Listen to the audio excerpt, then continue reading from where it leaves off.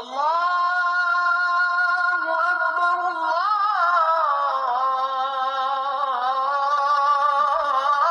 আল্লাহু আকবার। মহান সৃষ্টিকর্তা যে কয়েকটি রাতকে বান্দার কল্যাণের জন্য নিয়ামত হিসাবে দান করেছেন তার মধ্যে সর্বশ্রেষ্ঠ লাইলাতুল বরাত বা শবে কদরের রাত। যথাযোগ্য ধর্মীয় মর্যাদা ও ভাব গাম্ভীর্যের মধ্য দিয়ে ২৭ মার্চ সন্ধ্যা থেকে সারা দেশে পালিত হয়েছে এই মহিমান্বিত রজনী।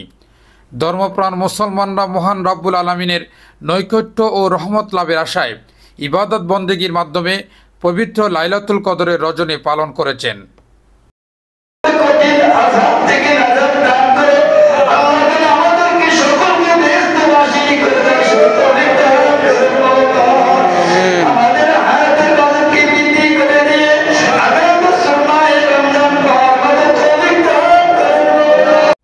সৌভাগ্য ও বিপুল সওয়াবের বার্তা নিয়ে আসে কদরের রাত।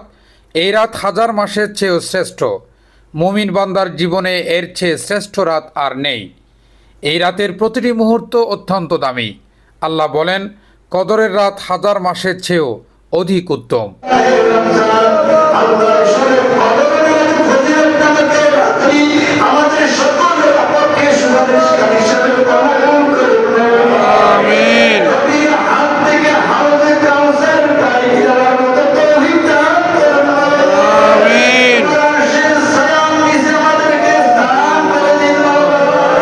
মুমিনের জীবনের শ্রেষ্ঠ রাতের একটি শবে কদর। সব ফার্সি শব্দ, অর্থ রাত। কদর আরবি শব্দ, অর্থ সম্মান, মর্যাদা বা ভাগ্য। আরবিতে এই রাতকে বলা হয় লাইলাতুল কদর। কোরআনেও এই রাতকে লাইলাতুল কদর বলা হয়েছে। এই রাতে কোরআন নাজিল করা হয়েছে। এই রাতে আমল ইবাদত করার অনেক ফজিলত রয়েছে। এই রাতে আল্লাহ তাআলা বান্দার ভাগ্য নির্ধারণ করেন, ক্ষমা প্রার্থনাকারীকে ক্ষমা করেন, গুনাহ মাফ করেন, প্রয়োজন প্রত্যাশীর প্রয়োজন পূরণ করেন, মানুষের মনের আশা আকাঙ্ক্ষা পূর্ণ করেন, মানুষের ডাকে সাড়া দেন।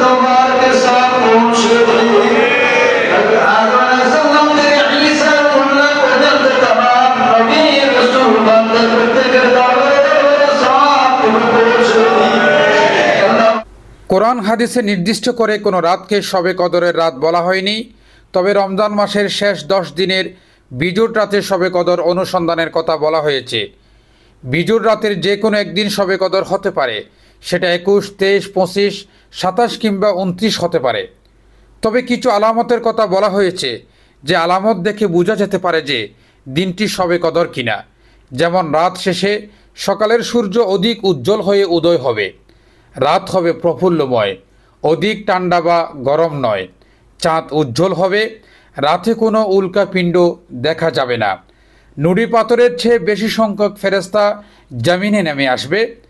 তবে বাংলাদেশ সহ পৃথিবীর অনেক দেশে 27 রমজানে রাতটি শবে কদরের রাত মনে করে সবিশেষ গুরুত্ব দেওয়া হয়।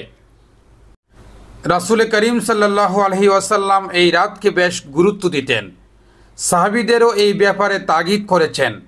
আম্মাজান আয়েশা সিদ্দিকা রাদিয়াল্লাহু তাআলা আনহা এর গুরুত্ব অনুধাবন করে রাসূল সাল্লাল্লাহু আলাইহি ওয়াসাল্লামকে জিজ্ঞাসা করলেন, আমি এই রাত পেলে কোন দোয়াটি পড়ব?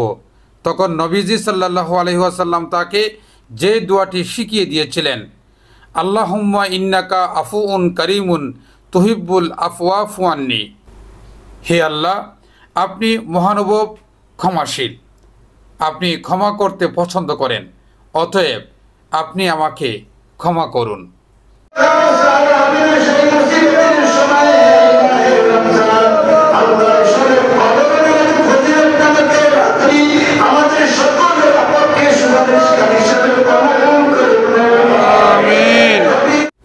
কদরের রাতে নির্দিষ্ট কোনো ওয়াজিব বা সুন্নত নামাজ নেই।